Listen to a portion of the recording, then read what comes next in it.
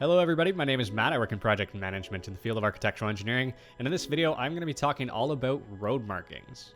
So in this video we are in the city of Andea on Cubed Community, and we are using Cubed Pack. If you want to check out the server or you want to check out the texture pack, the links are in the description. So Andea, it's kind of based mostly on a North American city, but there are some European elements to it.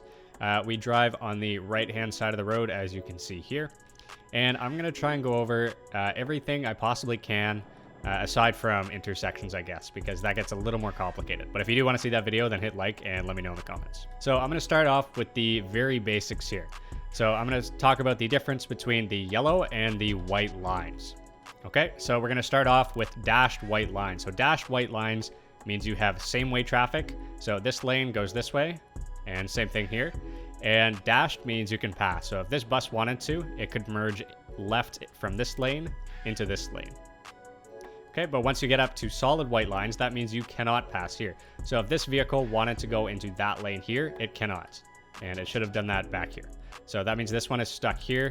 And I think this one actually this one's a left-hand turn. So this one will have to go that way. And if it wants to, come back to this intersection and go straight, it's going to have to do a loop around the block. The solid yellow lines mean you cannot pass under any circumstances. You are absolutely not allowed, because on the other side is incoming traffic here. So this side, you have your traffic going straight, and this one here, you have it coming this way. If you cross this line, you are going to get hit. So we also have dashed yellow lines, so identical to these ones, but they're just yellow. We don't have a whole lot of them in the city, so unfortunately I can't show you. But what those mean is you have opposite direction traffic. And say, for example, this one was a dashed yellow line. It isn't, but just pretend and use your imagination here for a second. So that means you can go into the other lane, but you have to be conscious of oncoming traffic. And you have to look to make sure nobody's coming. And usually that's for if this car wanted to pass this one. Say if this one was going slow. This is kind of a bad example here because we got up to this median rate here, which I'll talk about in a minute. But usually it's on more rural roads, which this one is not. Okay, next up we're going to talk about medians. So medians come in different shapes and sizes. They look a little bit different. Sometimes they're a physical barrier, and a lot of the time they are not. So this is what this here is. So I'm using Cubed Pack. Obviously you can't get this in default. This is just yellow concrete, and it is in the river biome if you are using Cubed Pack and you are curious how to get it. So the goal of medians is just you cannot pass through this median no matter what. It doesn't matter, you cannot pass it. So you have these hatched lines here. They're typically yellow. Or once we get up here, you can see that since this is a support that we needed for the LRT line above, this one is a physical median here. And I guess we should have an extra line going here because this is 1, 2, 3, 4, 5. So if you did have a bigger sized vehicle that maybe had something sticking out here, this is a little bit tight, so we should probably fix this. So I'll put that on my to-do list for later. Okay, so if we fly all the way up here, we're flying from Central Park more into the unfinished area of Financial District, and then all our government buildings are going to be over there. But then we see this pattern here. So this one is a hatch that's, well, I guess we do have this one here. So these here mean the same thing.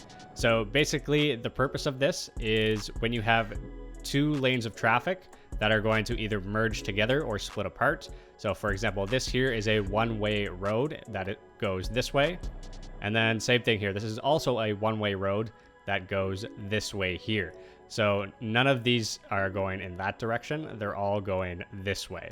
So this here, this just means that you should not go through this and you should follow the lane and then wait here. So this here, this obviously needs some work. We're not finished with this. These should all be dotted, because if you come in here and you're driving up here and you want to get into that lane, this line technically tells you you're not allowed to cross. Okay, so if we come back here, we come back to this original intersection, you might notice that there's this ginormous hatched pattern with all this yellow concrete here. So again, this is yellow concrete in the river biome. So the point of this here, I actually learned this today.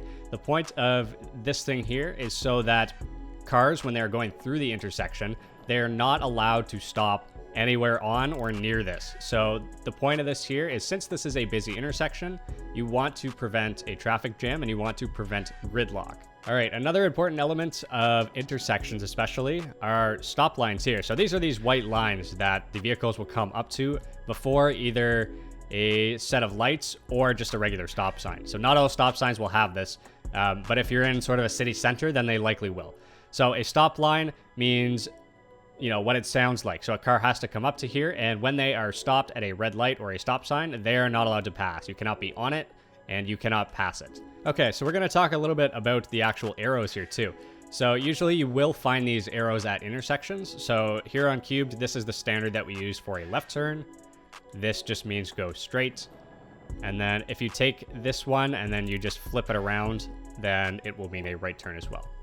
So if we come over here too, this one here means you have the option to either go straight, and this block right here means that you have the option to turn right. Okay, if we fly over here, I'm going to show you one more road marking as well. So the one here, so ignore this area. This area is under construction. It had skyscrapers and we're redoing this. But these are the important ones here. So you saw these ones earlier where they just mean go straight ahead. But this one's different because this one is pointing this way and there's no stop line. So this has to mean something. So what these mean is that this is a one-way road. And again, you can tell because there's no yellow line in the middle. This is our regular old, you know, white dashed line here, which means you can pass up until you get to here. Okay, there we go.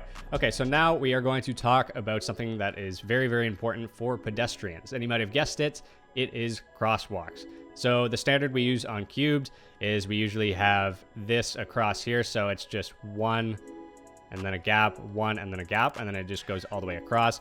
Usually they will be 4 to 5 blocks in width, depending on how many pedestrians you need to cross there. So our standard is usually about 3 or 4, but once you do get to the bigger intersections down here, they might be a little bit bigger. Okay, so the next thing I want to talk about are the on-street parking markings. So the standard here for Cubed, well, at least in the city of Andia, it is 3 blocks wide by 7 deep. And then we also have this custom block here, so this one is wheelchair parking only. But these here, usually you want to place these along, maybe not along, you know, major roads. Say, for example, this one here. But if you do have side streets off the side of major roads, then you can put them here too. So usually when you do have on-street parking, cities and urban planners usually do this so that people will get out of their cars, they'll walk up onto the sidewalk, and then usually there's a whole bunch of shops. Oh yeah, this is my poutine shop that I made a few weeks ago. So I think this is pretty cool. I'm pretty proud of it. It's based on smoked poutine in Canada. And yeah, I'm an avid poutine enjoyer. Have all your on-street parking right beside a bunch of shops here. These are row homes, so these also work. They don't actually have any parking, so the owners have to park either here or in a parking garage, which is hidden way over there. But yeah, so if you want to, you can add these little hatched lines at the end here too, just indicating this is the end of the parking zone. Do not park here. All right, 2 more things I want to talk about real quick. The first one is bike lanes. So this is this block right here. So this is green concrete, but in the river biome here. So you have to be careful with the biomes again if you are using CubedPack. I know a lot of people have pointed this out. This one is not a proper bike lane because it is in the middle of the regular lane, which is very, very unsafe for the bikers. So this is more just an indication and a reminder to myself that I have to move this. So I'll likely put it up on the curb here and then shift the actual curb this way, because I like putting bike lanes up on curbs rather than straight against the road here.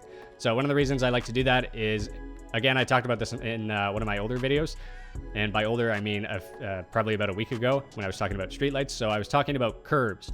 So the point of curbs is if a car veers and it's coming at a slight angle, the tire will hit it and then it will bounce off and then hopefully wake the driver up so they don't hit anybody up on the sidewalk. I live in Ottawa. Ottawa does this too sometimes, where they will put bike lanes up on top of the curb.